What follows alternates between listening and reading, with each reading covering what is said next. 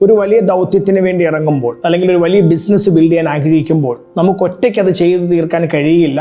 നമുക്കൊരു ടീം വേണം എന്നതിൻ്റെ ഏറ്റവും വലിയ എക്സാമ്പിൾ ബൈബിളിൽ നിന്നുള്ളത് കർത്താവായ യേശുവാണ്. കാരണം ദൈവപുത്രൻ മനുഷ്യനായിട്ട് ഈ ഭൂമിയിൽ വന്നപ്പം he was able to do everything. എല്ലാ കാര്യങ്ങളും തന്നെ ചെയ്യാനുള്ള ശക്തിയും കൃപയും ജ്ഞാനവും ഒക്കെ യേശുവിലുണ്ടായിരുന്നു. യേശു ദൈവപുത്രനാണ്. പക്ഷെ എന്നിട്ട് പോലും യേശു കാര്യങ്ങൾ ചെയ്തത് ഒരു ടീമിൻ്റെ കൂടെ അല്ലെങ്കിൽ ഒരു ടീം ബിൽഡ് ചെയ്തിട്ടാണ്.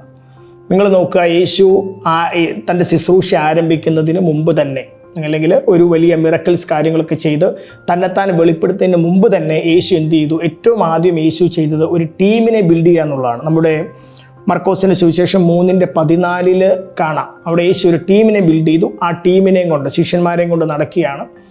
ആ ശിഷ്യന്മാരുടെ മുമ്പിൽ വെച്ചാണ് അല്ലെങ്കിൽ അവരുടെ കൂടെ ഇരുന്ന് അവരെ കാര്യങ്ങൾ പഠിപ്പിക്കുകയും അവരുടെ കൂടെ നടന്ന അത്ഭുതങ്ങളും അടയാളങ്ങളും എല്ലാം ചെയ്യുകയാണ് ചെയ്തത്.